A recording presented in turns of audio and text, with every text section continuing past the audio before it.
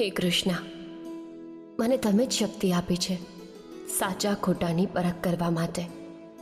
આ સમય પણ મારા માટે પરીક્ષાનો સમય છે. એક તરફ રૂપ માટેની લડાઈ છે, એક તરફ મોટી બાની આ બીમારી છે, અને એક તરફ મારી મા બનવાની લાગણી. અત્યારે બધી જ બાજુથી ઘેરાયેલી છું.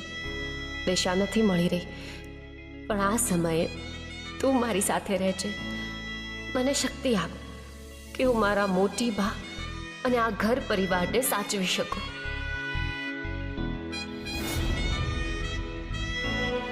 હે ભગવાન, હું એટલું જ માંગીશ કે અત્યારે મારા માટે મારી નાની વહુ, જે અમારા માટે પોતાનો અંગત સ્વાર્થ ભૂલીને આટલા દુઃખ સહેવા તૈયાર થઈ ગઈ છે, એને ન્યાય અપાવજે.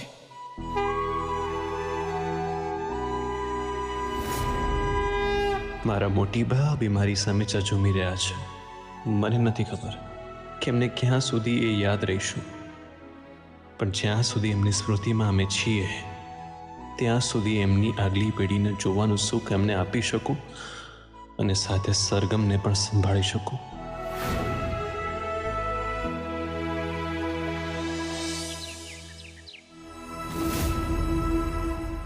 રિપોર્ટ કેમ હજી સુધી નથી આવ્યા? રિપોર્ટ આવી ગયા?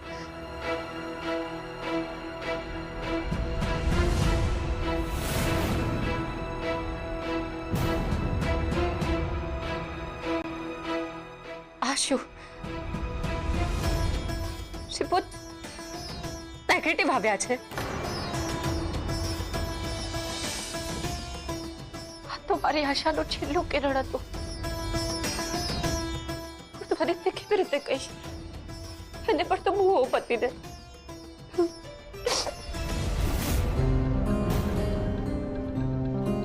સરગમ, શું થયું બેટા?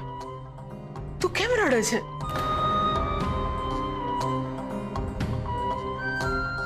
કઈ નહીં મોટી બા. સરગમ,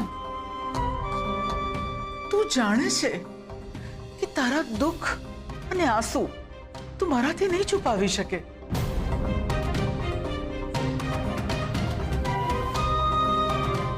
સરગમ, બેટા શું થયું?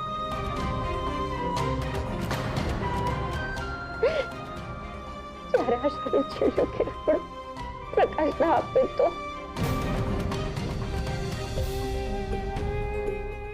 સમજવું કે એ આશાનું છેલ્લું કિરણ નથી. હજુ સૂરજ ઉગવાનો બાકી છે. આ તમે શું બોલ્યા? જો સરગમ, તું માં બનવાની છે અને હું માં બની ચૂકી છું. તું મને કહીશ કે આખરે થયું છે શું બેટા? સરોગસીના રિપોર્ટ નેગેટિવ આવ્યા છે. અરે તો શું થઈ ગયું? બીજી વાર સારા રિપોર્ટ આવશે બેટા. અરે જો ના આવ્યા તો?